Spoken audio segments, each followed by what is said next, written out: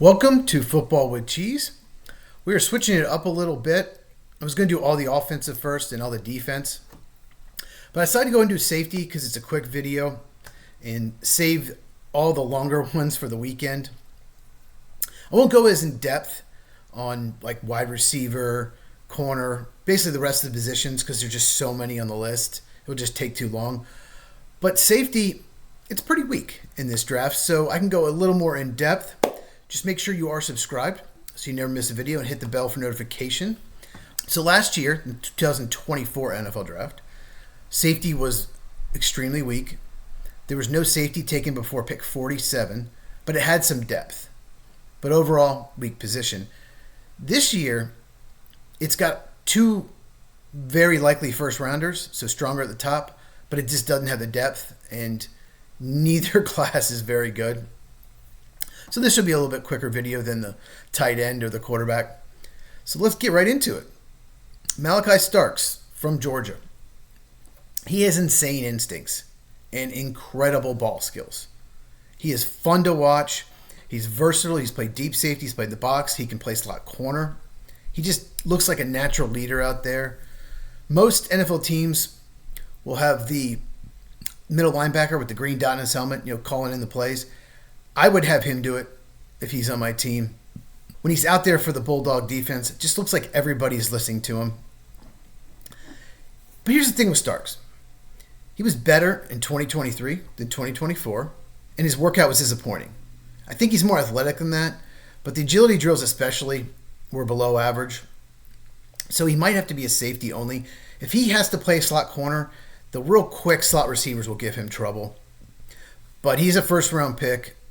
There's no doubt about it. You watch his film. He looks like an NFL starting safety. Where will he go? I think he'll go maybe as high as 13 to Miami. I don't think he'll get past Baltimore at 27. That's the range. Number 2, we have Nick Emenwuri. I thought he'd be the number 1 safety, especially after the combine. He is a freak athlete. For 6'3", 220, to be able to move like that, it's one of the best safety workouts ever, and he's one of the bigger safeties you're going to find. It's insane. He also has good ball skills. He has about as high ceiling as any safety I've seen in a while because of that talent.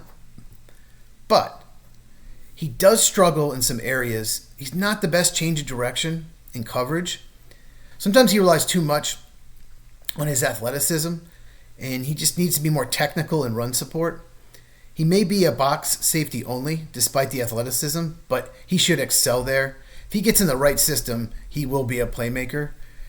And the biggest issue I had is he was inconsistent on a game-to-game basis. Some games he looked like a top 15 player. Other games he looked like a third rounder. So, Emenwuri, close second. He should be in the first round. There might not be another safety in the top 50. We'll see. I have Xavier Watts from Notre Dame as my number 3. Great ball skills, incredible instincts. He's probably the only true center fielder among safeties in this draft. And basically that means you can play cover 1 deep safety by yourself. You have the range to cover the whole field. That's what I mean by true center fielder. He takes good angles, and he's very good at tracking receivers. And he just always seems to be in the right spot. He's one of those players that's going to grade well, even if he's not a playmaker. The analysts are going to love him because he just does a lot of things really good. He's not the best in man coverage that I've seen, so he probably is a deep safety only. You don't want him coming down and playing the slot. And he's better going forward than backward. But I'd see him as starting free safety. Number 4, we have Andrew Makuba from Texas. Love watching his film. He can play deep safety or in the slot. He has the best instincts, in my opinion, in this entire class. He is undersized, but he will give effort and run support. But he does need to get stronger. Like I said, he is undersized, and he can be over-aggressive at times. He is just a try-hard player, and sometimes it takes him out of plays. He plays like his hair's on fire. I love those players. I love having guys like that on my team. Number 5, we have Kevin Winston Jr., Penn State. So he only played 2 games this past year because of injury. He's a terrific run defender, gets off blocks really well. He's a prototypical box safety. He has incredible instincts as well. A lot of these safeties do. and I was a really smart player. He was outstanding in 2023. Then the knee injury came, only 2 games played. Surprised he didn't come back because of NIL, because he was expected to be a fringe first-round pick. Now it's projected somewhere in the 60 to 80 range maybe. And he may only be limited to box safety. He is big. I don't want him playing slot. I don't think he can cover receivers. So I think he's a box safety only, so that'll hurt him a little bit. I have one more ranked, then we'll go over a few. Jonas Sanker from Virginia. The more I watch, the more I love. He's terrific in the run game. Very good at getting out blocks. He's 6'2", 206, but he plays bigger than that.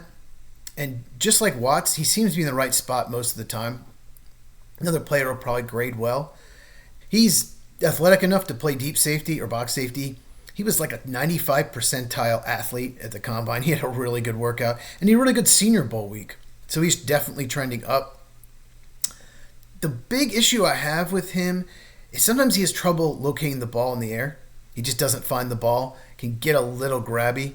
That's why he might be better as a strong safety than free safety, but he can play both. And these 6 players are definitely going to be in my top 100. We'll see if any more safeties make it. I'm still working on it. I'm getting there. It'll be out, I'm hoping, by Monday, Tuesday at the latest. Okay, a few more to mention. So Jordan Hancock, Ohio State, Caleb Ransall from Tulane. Those guys primarily played slot corner. But from what I've seen, most NFL people or people in media think they're going to play safety. Hancock is a very good blitzer from the slot. If you like him, you think he can play either slot or safety, and you think he's maybe a 4th-round pick. If you don't like him, you think he's more like basically a late-round pick and has to play safety in a too-high system where he's protected by the other safety. And Ransall was much better in 2023. Did not have a good year. Really good athlete, though. I've seen him in the 4th round and also the 7th round, depending on the analyst. And then the 3 guys I want to mention, I guess technically sleepers. I haven't listed as athletes. Hunter Wohler from Wisconsin, Craig Woodson, Cal, Dean Clark, Fresno State. Unbelievable workouts. Freak athletes. But the on-field production does not match that. Because of their athleticism, maybe down the line they can develop into a starter. All right. So, more positions coming. I'm going to do receiver and then offensive tackle and interior offensive line in my next 3 videos, so stay tuned for that. I'm going to have to go quick. There's a lot on there because I'm trying to keep these videos under 10 minutes. It doesn't always work out. Make sure you're subscribed. Hit the bell for notification. Like this video. Comment down below who's your favorite safety in this class. Check out these videos if you have not. Reminder, I'm going to be on the Sports Truth Podcast on Tuesday, starting at 8 Eastern. I'll link in the description. And I will see you in the next video.